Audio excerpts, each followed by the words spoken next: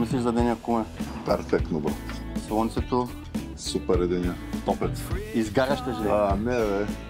Нека има. Жега за максимална програма. Плащчета. Лятно време. Схема. А вчера, какво имаше? Как беше нещата? Вчера топ е, брат. Долу на морска гора, монолайт, 100 кила, гърмежанка.